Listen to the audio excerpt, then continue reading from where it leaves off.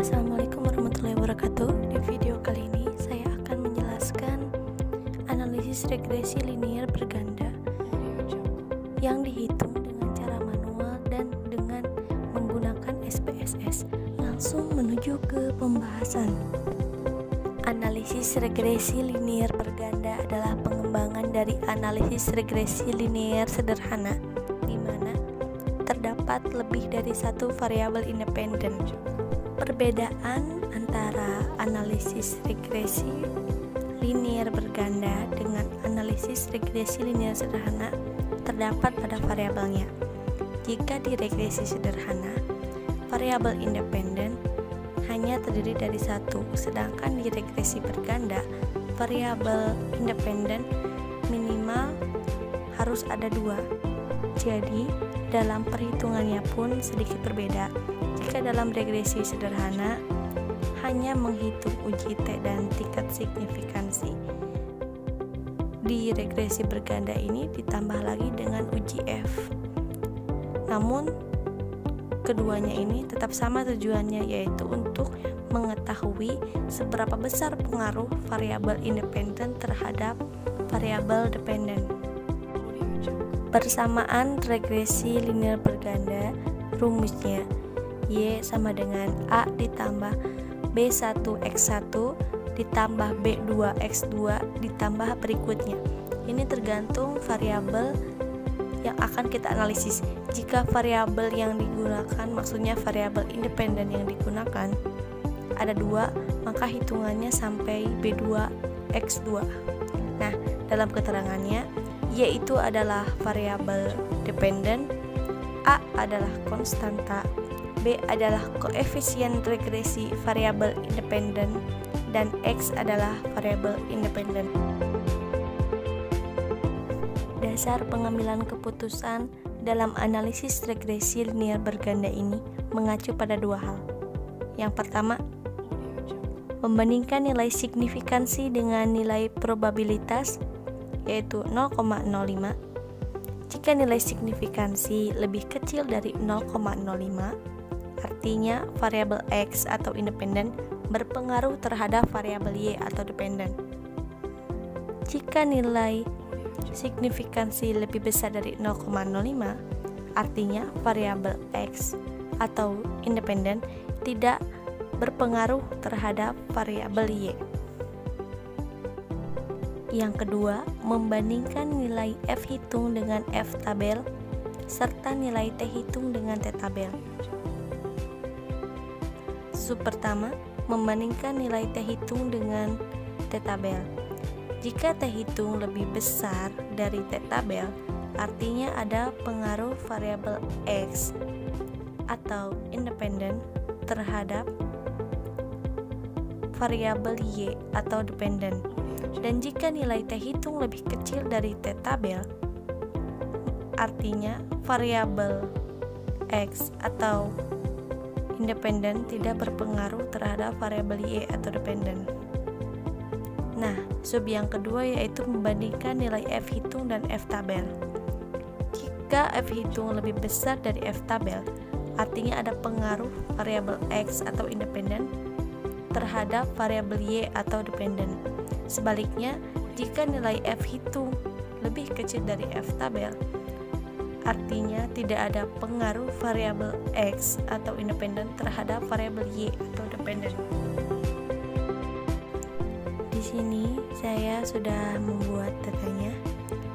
N-nya terdiri dari 30 dan Y di sini maksudnya adalah variabel dependen yang saya namai dengan penjualan, dan variabel independennya yang pertama X1 saya namai dengan promosi, dan X2 saya namai dengan pelayanan. Nah, sebelum menuju perhitungan yang lebih luasnya, kita harus mengetahui dulu Y kuadrat, X1 kuadrat, X2 kuadrat, X1Y, X2Y, X1 kali X2, dan di aksen. Dan di sini juga kita harus mengetahui sigmanya.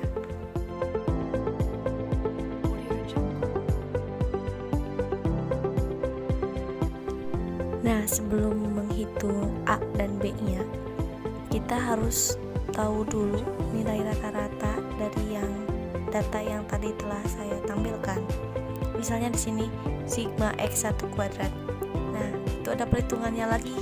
Jadi sigma x1 kuadratnya dikurangi sigma x1 dikuadratkan dibagi n, sehingga memperoleh rata-rata sigma x1 kuadratnya itu adalah 35. Dan berikutnya sampai menuju ke sigma x1 x2. Nah, baru kita menghitung B1. Nah, B1 di sini rumusnya adalah sigma x2 kuadrat dikali sigma x1y dikurangi sigma x1 x2 dikali sigma x2y, lalu dibagi sigma x1 kuadrat dikali sigma x2 kuadrat dikurangi sigma x1 x2 dikuadratkan. Nah, sehingga memperoleh nilai B1 nya adalah 1,124. Lalu setelah itu kita hitung B2 nya dengan rumus sigma x1 kuadrat dikali sigma x2y dikurangi sigma x1 x2 dikali sigma x1y, lalu dibagi sigma x1 kuadrat dikali sigma x2 kuadrat dikurangi sigma x1 x2 dikuadratkan, sehingga memperoleh hasil nilai B2 nya adalah 0,26. Selanjutnya untuk menghitung nilai A, rumusnya sigma y dibagi n dikurangi B1 kurung buka sigma x1 dibagi n kurung tutup dikurangi B2 kurung buka sigma x2 dibagi n kurung tutup, sehingga nilai A yang diperoleh adalah 0,567. Nah, ini merupakan persamaan regresi yang sudah sedikit saya bahas tadi, di mana Y sama dengan A ditambah B1 X1 ditambah B2 X2. Misalnya kita akan mencari Y1 ya. Di sini A-nya 0,567 ditambah B1-nya 1,124 X1. Nah, X1 di sini maksudnya adalah variabel independen yang pertama, yaitu tadi saya isi dengan promosi. Karena di sini kita mencarinya Y1, maka nilai X1 ini kita lihatnya di variabel promosi N-nya yang ke-1. Nah, di sana saya mencantumkan N1-nya itu adalah 1. Lalu ditambah dengan B2 0,826 dikali X2. Nah, X2 ini merupakan pelayanan. Karena saya mencarinya Y1, maka yang dicari juga N1, sehingga variabel pelayanan pada N1 adalah 1, sehingga memperoleh hasil 2,517. Hitung sampai dengan Y30. Selanjutnya menuju ke uji F. Uji F ini untuk menghitung variabel independen, yaitu promosi dan pelayanan, ada pengaruhnya atau tidak terhadap penjualan. Jadi dihitungnya secara bersama-sama atau simultan. Nah, dalam penghitungan atau mencari nilai R ini sebenarnya ada beberapa rumus yang dapat digunakan. Namun saya memilih rumus ini karena menurut saya rumus ini sangat simpel dan tidak melakukan beberapa tahap penyeleksian. Jadi karena tadi kita sudah menemukan nilai B1 dan B2-nya, nah kita bisa memasukkannya ke rumus nilai R ini. Rumusnya itu adalah RY X1 X2 sama dengan akar dari B1 dikali X1Y ditambah B2 dikali X2Y dibagi XY kuadrat, sehingga perolehan hasilnya adalah 0,977. Kita menuju ke analisis determinasi atau R kuadrat.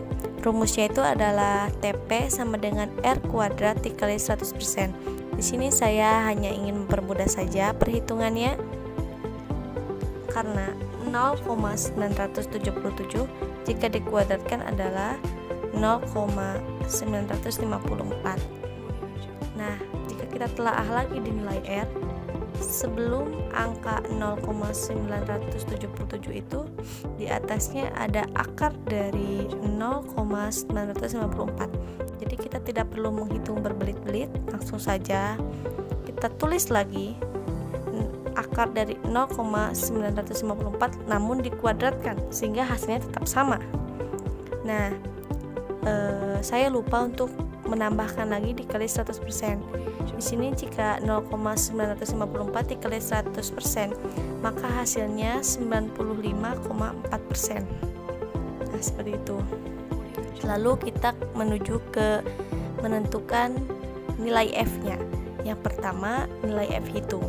Rumus dari F hitung itu adalah R kuadrat dibagi K, lalu dibagi lagi kurung buka 1 dikurangi R kuadrat kurung tutup dikali kurung buka N dikurangi K dikurangi 1 kurung tutup, sehingga memperoleh hasil 282,352. Nah, di sini N yang dimaksud adalah jumlah data, K adalah jumlah variabel independen. Karena kita independennya ada 2, maka nilai K-nya ada 2. Nah, N dikurangi K dikurangi 1 itu merupakan nilai DF atau derajat kebebasan. Selanjutnya menentukan nilai F tabelnya. F tabelnya kita hitung menggunakan aplikasi Microsoft Excel dengan rumus sama dengan fin V kurung buka probability titik koma K titik koma N dikurangi K dikurangi 1 atau DF ya. Maka F tabel untuk data ini rumusnya sama dengan fin V kurung buka 0,05 titik koma 2 titik koma 27 dan hasilnya 3,35. Hipotesis dalam uji F ini di mana HO tidak ada pengaruh secara signifikan antara promosi dan pelayanan secara simultan atau bersama-sama terhadap penjualan, dan HA ada pengaruh secara signifikan antara promosi dan pelayanan secara simultan atau bersama-sama terhadap penjualan. Nah, menurut kriteria pengujiannya, HO diterima jika nilai F hitung lebih kecil dari F tabel, dan HO ditolak jika nilai F hitung lebih besar dari F tabel. Melihat perbandingan dari yang kita analisis tadi, nilai F hitungnya lebih besar dari F tabel, di mana 282,352 lebih besar dari 3,35. Maka dari itu HO ditolak, sehingga kesimpulan dari uji T ini adalah ada pengaruh signifikan antara promosi dan pelayanan secara simultan atau bersama-sama terhadap penjualan.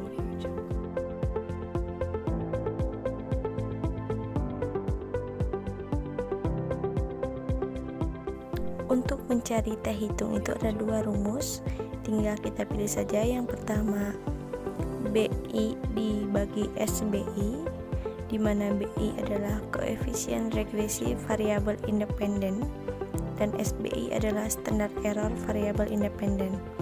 Yang kedua rumusnya adalah R akar dari N dikurangi K dikurangi 1 dibagi akar dari 1 dikurangi R kuadrat. R di sini adalah koefisien korelasi parsial, N-nya adalah jumlah data, dan K-nya adalah jumlah variabel independen. Karena di sini saya memilih cara T hitung yang pertama, yaitu BI dibagi SBI, maka perhitungannya seperti ini. Kita harus cari tahu dulu sigma E kuadratnya, SE kuadratnya, lalu ditemukan nilai SE-nya.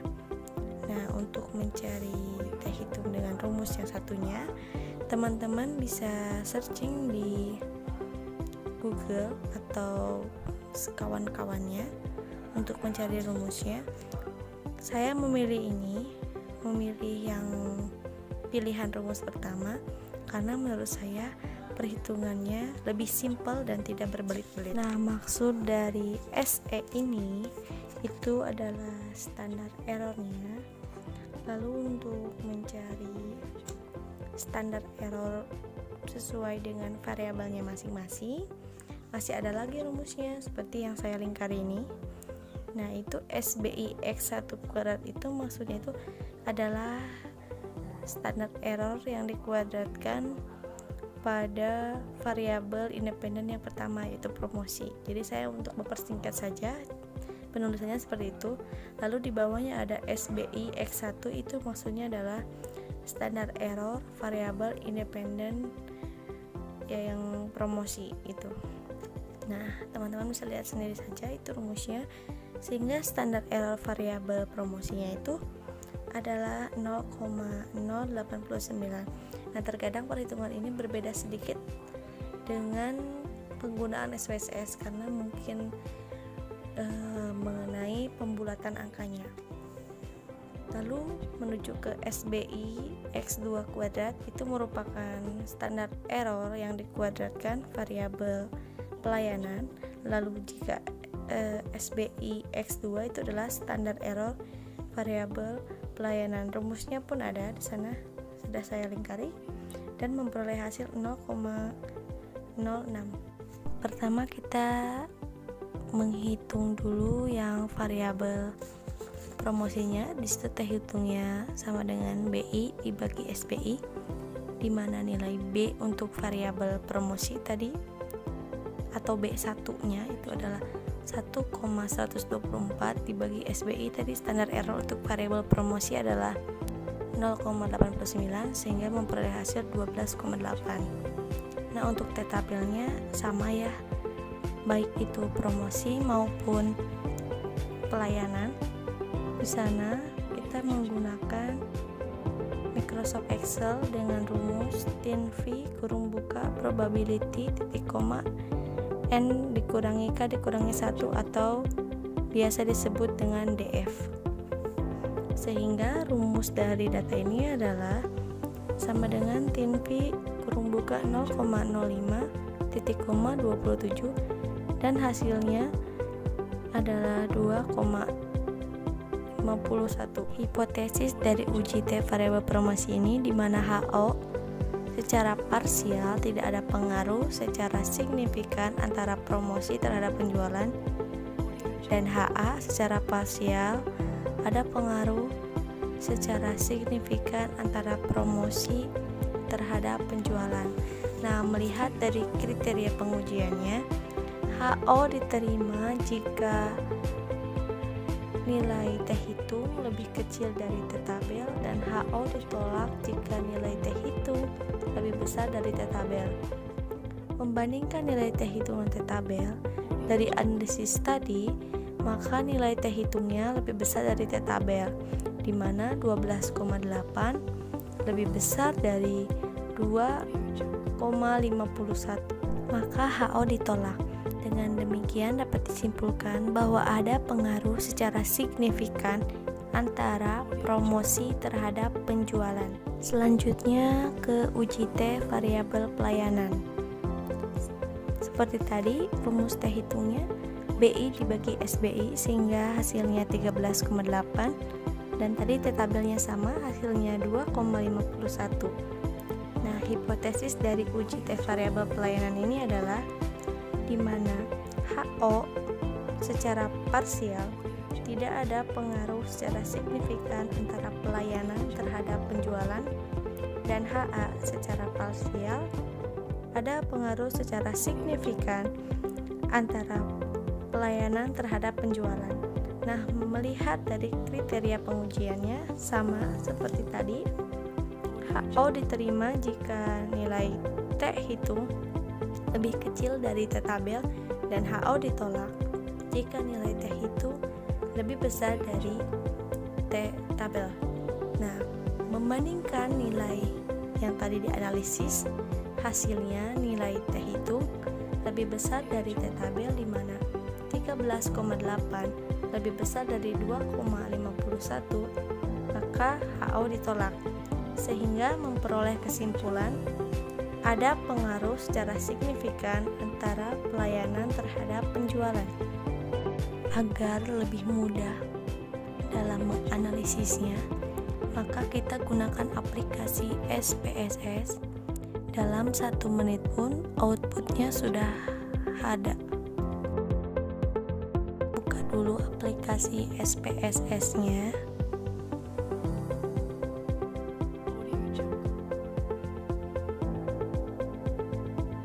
Nah, ini merupakan tampilan awal dari SPSS. Kita exit saja tampilan yang tambahan ini karena kita mau mulai dari awal. Oke, ini tampilan awalnya.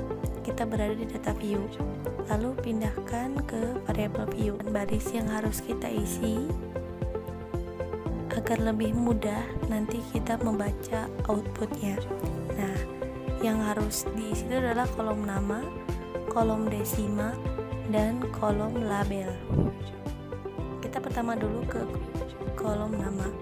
Di baris pertama kita isi dengan Y, baris kedua dengan X1, dan baris ketiga dengan X2. Nah, di sini kolom desimalnya kita nolkan.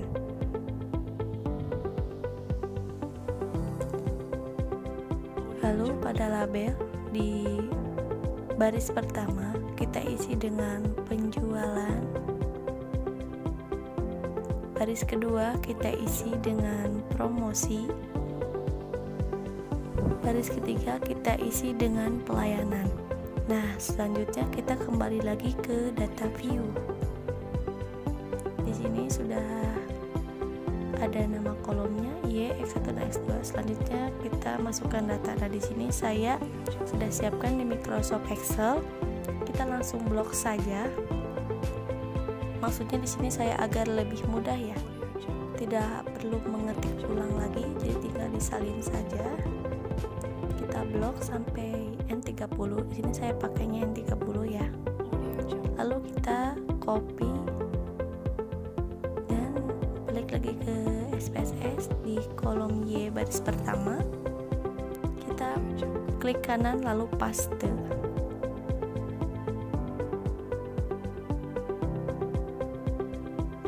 Itu pilih analyze, regression, linear. Di sini penjualan pindahkan ke variabel dependent, promosi dan pelayanan pindahkan ke variabel independent. Sebelum mengklik OK, kita buka dulu statistiknya. Di sini kita klik centang case diagnosa ya maksudnya, lalu pilih all case, selanjutnya continue. Nah, baru oke. Nah, ini hasil datanya. Mulanya saja di variabel enter itu diketahui pelayanan dan promosi merupakan variabel independen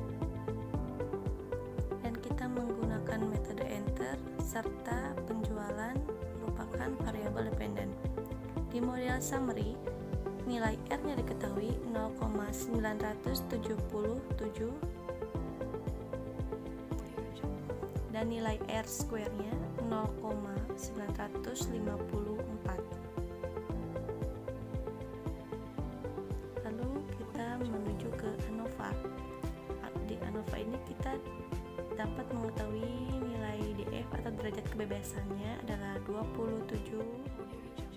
Selanjutnya nilai F hitungnya adalah 282,324 ke koefisien. Nah, di sini dapat kita ketahui nilai konstanta atau nilai A-nya adalah 0,567 dan nilai B1 promosi 1,124 dan nilai B2 pelayanan 0,826. Nilai T hitungnya di sini untuk promosi promosi 12,812, dan untuk teh hitung pelayanan 16,374. Di sini taraf signifikansi promosi 0,00 dan taraf signifikansi untuk pelayanan sama 0,00. Nah, ini merupakan case Swiss diagnosis, silakan diteliti sendiri. Lalu ini residual statistik.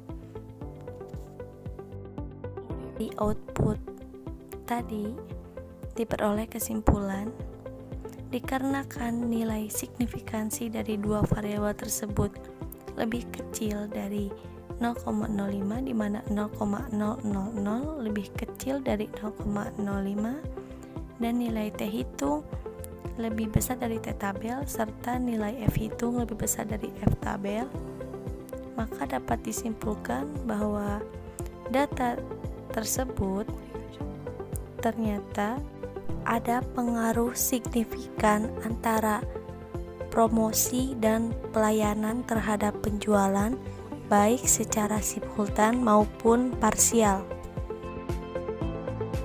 Demikian yang dapat saya sampaikan, kurang dan lebihnya saya mohon maaf. Wassalamualaikum warahmatullahi wabarakatuh.